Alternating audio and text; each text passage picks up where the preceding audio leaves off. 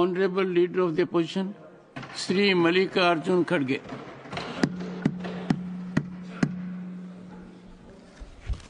धन्यवाद सर, मुझे आपने विशेष मौका दिया, इसीलिए मैं आपका धन्यवाद करता हूं। और मेरी ये किस्मत अच्छी है कि सुनने के लिए गृह मंत्री भी यहाँ है, लेकिन गुफ्तगू कर रहे हैं, उसमें मैं डिस्टर्ब नहीं करना चाहता हूं कि आपके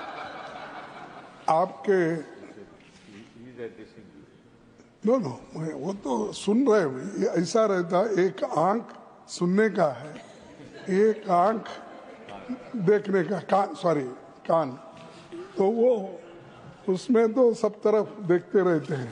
नहीं तो होम मिनिस्ट्री चलाते कैसा, लोगों को ईडी में डालते कैसा, सीबीआई कैसा चलाते हैं, ये सब बहुत उसमें तो माहिर रहे हूँ।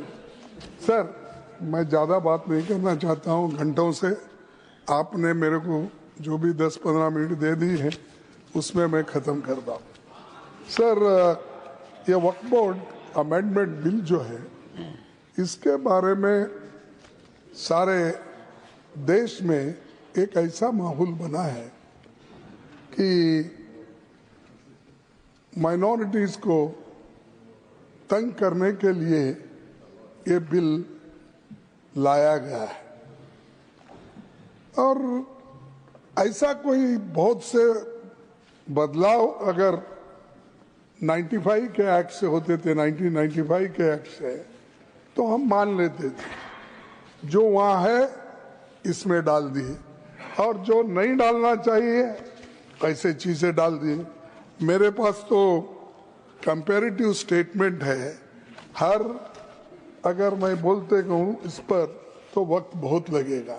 मैं ये 3 कॉलम बनाया हूँ कि पहले क्या था फॉर्मेशन को, अब बीच में 95 में क्या था, इन्होंने क्या बदलाव किया, ऐसे सारे चीजें आपके सामने मैं रखने की कोशिश तो नहीं करूँगा, क्योंकि टाइम कम रहने की वजह से, और बिल को पास करना भी है आपको, तो इसलिए ये जो इतने लोग अपोज कर रहे हैं, और आपको देखिए इवन पार्लियामेंट में भी जो आपने कोशिश की सबसे मिलके इसको पास कराने के लिए, लोकसभा में, तो ये बिल पास हुआ कितने में, इनके पक्ष में 288 आए और विरोध में 232 आए।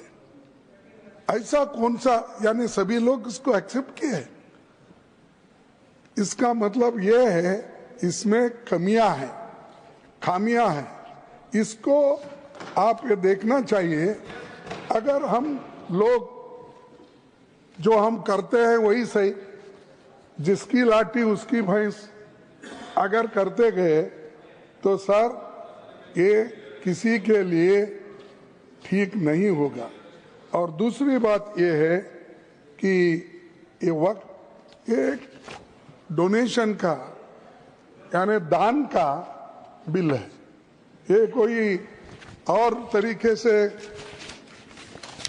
पैसे लाने के लिए या पैसे जमा करने के लिए नहीं है।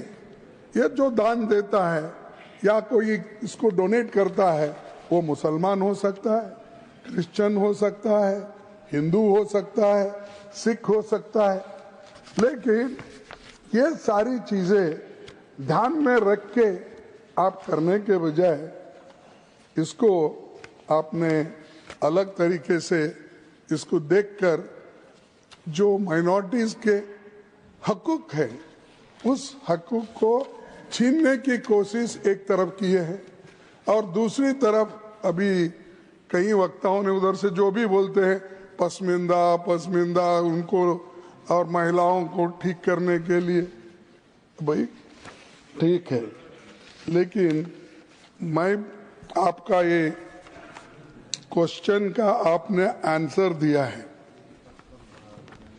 यानी आपके डिपार्टमेंट माइनॉरिटीज के डिपार्टमेंट को आपने कितने पैसे अलॉटमेंट किया, माइनॉरिटीज के लिए और कितना खर्च किया। और ये इसके आधार पर अगर मैं कहूं और रखूं आपके पास, आपको भी ताजुब होगा। सर, एक 18,274 करोड़ रुपए इन्होंने अलोकेशन किया 5 साल, जिसमें 3,574 करोड़ खर्च नहीं हुए। ये इनका गरीबों के वास्ते जो उनका जो सोच है इससे मालूम होता है। और उसमें और भी बजट कम करते करते करते गए। 1920 में 4,700 और 2020 में 2019 हाँ 2019-20 तो उसमें इन्होंने 4,700 करोड़ रखा था, वो भी खर्च नहीं करे। 194 करोड़ उसमें बाकी रखे। 2021 में 4,005 तो उसमें भी फिर अनस्पेंट मनी 6 करोड़। 21-22 में 4,346 में 21 करोड़ बाकी अनस्पेंट। 22-23 में 2,612 फिर 1,775 अनस्पेंट। फिर 23-24 में 2,608 और अनस्पेंट 1,576। टोटल 18,274 में 3,574 अनस्पेंट मनी। एक तो 4,700 से घटाते घटाते अब 2,608 करोड़ पे आए। क्या यही है आपका? माइनॉरिटी के साथ, गरीबों के साथ हम भलाई करेंगे? क्या भलाई? एक तरफ बजट काट रहे हो, दूसरे तरफ 250 बजट को आप खर्च नहीं कर रहे।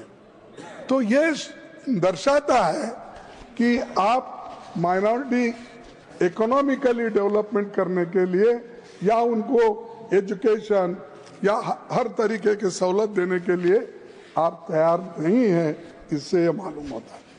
और उनके जो 5 ये आपने पहले बजट में बताया था, तो 5 उनके स्कीम को बंद कर दिए।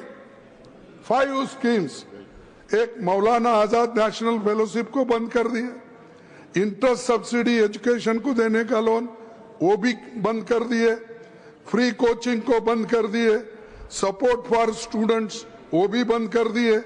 उसके बाद scheme for providing education in मदरसाज minorities वो भी बंद कर दिए। ये सब स्कीम आप एक तरफ बंद कर रहे हो, दूसरे तरफ बोलते कि गरीबों के लिए, महिलाओं के लिए, पसमानदा मुसलमानों के लिए एक तरफ कहते। अरे आप कम से कम इसको रिव्यू करके आप खर्च नहीं कर सकते? हर साल आपका बजट होता है, आपका फाइनेंशियल टारगेट होता है, उसी के साथ फिजिकल टारगेट होता है। तो आप देखने वाले नहीं हैं और बात तो बड़ी बड़ी करते हैं। और बड़ी बात करने वाले कभी ऐसा मुझे लगता है ज्यादा झूठ बोलने वाले लोग नहीं ओके डिलीटेड असत्य बोलने वाले लोग, ये भी छोड़ो, सत्य न बोलने वाले कर दो। नहीं भाई, असत्य बोले तो सत्य से परे तो वही बात होता है कि जहाँ से आज का दिन शुरू हुआ था। माननीय पीयूष गोयल जी, घनश्याम तिवारी जी के अध्यक्षता में जो इथिक्स कमेटी है वो इसको एग्जामिन कर रही है। कोई रास्ता निकालना पड़ेगा, पॉलिटिकल पार्टीज को भी सोचना पड़ेगा। उनके कोई सदस्य का आचरण ऐसा हो जाए तो कैसे काउंसलिंग की जाए, क्या नतीजा निकले। माननीय leader of the opposition. Sir देखिए, 1995 एक्ट को इन्होंने सर्वसम्मति से उसको स्वीकार किया। आज वही लोग कहते हैं कि वो ठीक नहीं है, हम नया कानून बना रहे हैं, वो गरीबों के लिए, माइनॉरिटीज के लिए। तो उसके बाद में उनके जो भी लीडर्स है, मैं नाम पढ़ सकता हूं, लेकिन जरूरत नहीं, क्योंकि इसके पहले हमारे नासिर साहब ने बताया पार्लियामेंट में कौन सपोर्ट करे, राज्यसभा में कौन सपोर्ट करे, इनके लोग प्रेजेंट थे, आपने स्वीकार किया, रिकॉर्ड में है। फिर भी आप फिर उसको ये कहना चाहते हैं कि हमने नया लाया। नया कुछ नहीं है इसमें, एक्सेप्ट जो आपने लोगों को तबाह करने के लिए जो क्लॉजेस डाल दिए हैं वो आपने किया है। अब देखिए, सर्वे commissioner and additional commissioner appointed to conduct the preliminary survey of work properties. आपने क्या कहा? Replace the survey commissioner with the government officer above the rank of collector. यानी कलेक्टर के हाथ में दिए। तो इलेक्टेड डेमोक्रेसी में तो इलेक्टेड मेंबर्स ठीक है ना सर? तो इलेक्टेड मेंबर्स को निकाल के वो ऑल मुस्लिम्स इलेक्टेड मेंबर थे, अब ऑल नॉमिनेटेड, यानी सत्ता अपने हाथ में लेने के लिए ये बात आप कर रहे हैं, ये बात कर रहे हैं। तो इसीलिए ये इनका इंटेंशन ठीक नहीं है, इरादा ठीक नहीं है। ये ऐसा ही अब वक्फ बोर्ड के प्रॉपर्टीज को जमा करके इसका एक लैंड बैंक बना के क्या किस बड़े ने बिजनेसमैन को देते, कॉर्पोरेट को देते, मुझे मालूम नहीं, क्योंकि अभी बाहर नहीं आया। अब गवर्नमेंट का ही बेच रहे हैं, ऑल पब्लिक सेक्टर्स बेच रहे हैं। अब ये तो छोड़िए, मुफ्त में मिला तो सबको खिलाएंगे, बफे सिस्टम के जैसा, जो पहले आएगा वो खा लेगा। तो अदानी, अंबानी ऐसे लोगों को खिलाएंगे। तो सर ऐसा ही अब किरण रिजिजू ने बफे सिस्टम रखा है, तो वहां पर जो पहले जाएगा वही अच्छा खाना खाएगा। लास्ट में अगर हम पहुंचेंगे कुछ भी नहीं रहेगा। ये ऐसा ही है इनका। तो ये अरे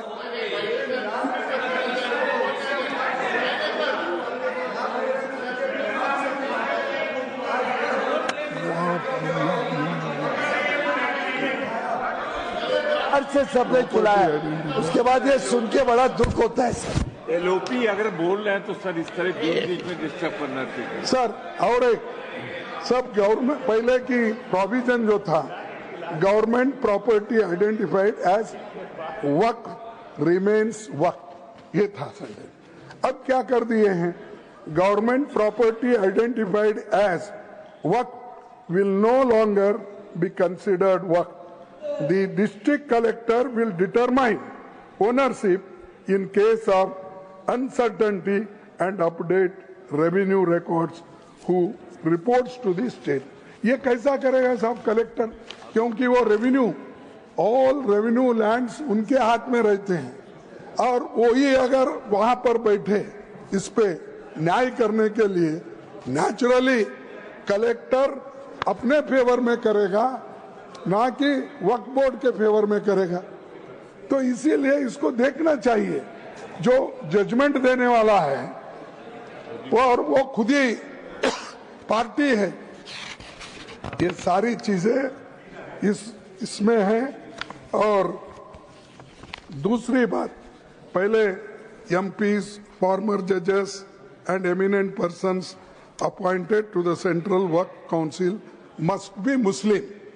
अब क्या किया आप, एमपीज, फॉर्मर जजेस and eminent persons appointed to the central Waqf council need not be Muslims and 2 members must be non Muslim. क्यों नॉन मुस्लिम्स को इसमें ला रहे हैं?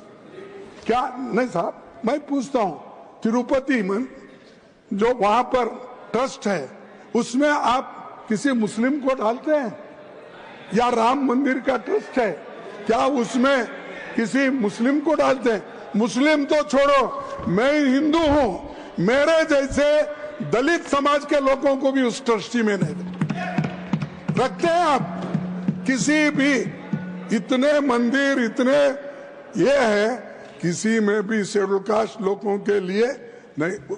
इसीलिए तो मैं स्पेशल लिख के आपसे मांग, मैं ज्यादा कुछ नहीं बोलता और 5 मिनट 2 मिनट बोल लूंगा, खत्म कर। तो क्या, अरे भाई सर ये देखो, ये लखनऊ के हैं और इनके सब नेबर्स मुस्लिम है, कम से कम इन्हों प्रोटेक्ट करना चाहिए, इन्हों तो प्रोटेक्ट करना चाहिए। तो सर तहजीब का सबसे बड़ा वो रहता है सर ये, और अब क्या कर दिए कि मुसलमानों को निकाल दिए, नॉन मुस्लिम्स को डाल रहे। क्या यही चीज हिंदुओं के लिए करते हैं? क्या यही चीज सिखों के लिए करते हैं, जैन्स के लिए करते हैं? ये बुद्धिस्ट में आज वो डिवाइड कर दिए। अरे हर जगह की जो जिस फेथ में विश्वास रखते हैं उस फेथ के लोगों को ही वहां मेंबर बनाया जाता है। तो वहां पर क्यों बुद्ध गया में आज झगड़ा चल रहा है, और बुद्ध गया में वो बौद्धिस्ट लोगों को आप वापस दो, ये कहना दुनिया के लोगों का है, सिर्फ इस देश के लोगों का नहीं है। Japan, China, Cambodia, Thailand, Myanmar, Sri Lanka, ये सब बोलते हैं। तो वहां पर आप न्याय नहीं देते, सब दूसरी तरफ आप घुस रहे हैं हर चीज में, और मुसलमानों को तंग करने के लिए हर चीज में आप हाथ डाल रहे हैं। और तीसरी चीज मैं आपसे कहना चाहता हूं, ये उमन एटलीस्ट 2 पहले ही थे, अब आपने कौन सी ऐसी बहादुरी की या कौन सा ऐसा किया कि इसमें महिलाओं को हम 2 डालें? लेकिन वो भी क्या है, actual number of non Muslim members could be significantly higher, potentially even forming the majority. तो ये चीजें जो कर रहे हैं ये अच्छी नहीं है, इससे झगड़ा नहीं, इसमें देश में झगड़ा होता है, ये झगड़े की आप बीज डाल रहे हैं। अगर आप दबाने की कोशिश करो मुसलमानों को, ये नहीं होता साहब। आप मिट्टी में उनको दबाने की कोशिश करेंगे तो कभी वो बीज है, थैंक यू मिट्टी से फिर उठते हैं, थैंक यू सर, फिर ग्रो होते हैं, फिर आपको ही ये सुलझाना पड़ता है। और मैं अपने होम मिनिस्टर से अपील करूंगा कि आप इसको विड्रॉ कर लिए, आप प्रेस्टीज इश्यू मत बनाओ। अगर गलतियां हैं तो सुधारने में क्या है, अगर ठीक नहीं है तो सही करने में क्या है। हमने इस देश का कानून बहुत दफा, इस देश का संविधान में अमेंडमेंट लाए बहुत से, तो ये करना, विड्रॉ करना ठीक है, मुसलमानों के लिए ये अच्छा नहीं है और कॉन्स्टिट्यूशन के खिलाफ है। कॉन्स्टिट्यूशन को सबको आजादी दी है, इसके बावजूद फ्रीडम ऑफ एक्सप्रेस नहीं है, फ्रीडम ऑफ प्रॉपर्टी नहीं है, दान दिए सो रख ले नहीं सकते। ये चीजें करना ये समाज के लिए ठीक नहीं। और जो शांति और सौहार्दता इस देश में है उसको आप कायम रखने की कोशिश करो, उसको छेड़ने की कोशिश मत। सर 1 मिनट लास्ट, इतना बोल के खत्म कर दे। मैं एक शायरी सुना, कभी तो लिख लो। नजर नहीं है नजारों की बात करते हैं, नजर नहीं है नजरों की बात करते हैं, हाँ नजर नहीं है नजारों की बात करते हैं, जमी पे चांद सितारों की बात करते हैं। वो हाथ जोड़कर बस्ती को लूटने वाले, वो हाथ जोड़कर बस्ती को लूटने वाले भरी सभा में सुधारों की बात करते हैं। श्री संजय कुमार बड़ा झा। हसीन है, सब पूरा बोल। अच्छा पूरी नहीं गया, हाँ बड़ा, ये शेर पूरा होने दो। वो हाथ जोड़कर बस्ती को लूटने वाले भरी सभा में सुधारों की बात करते हैं। बड़ा हसीन है उनकी जुबान की जादू, लगा के आग बाहरों की बात करते हैं। और मिली कमान तो अटकी नजर खजाने पे जमीन पे लगी, मिली कमान तो अटकी नजर खजाने पर, नदी सुखा के किनारों की बात करते हैं, नदी सुखा कर किनारों की बात करते हैं, वही गरीब बनाते हैं आम लोगों को, वही नसीब के मारों की बात करते हैं। तो इसलिए कहता हूँ श्री कम से कम अब तो संजय कुमार झा, अब नहीं, अब तो शाह साहब सुनने के बाद तो कम से कम वापस लो, कोशिश करो। श्री संजय कुमार झा। माननीय सभापति महोदय,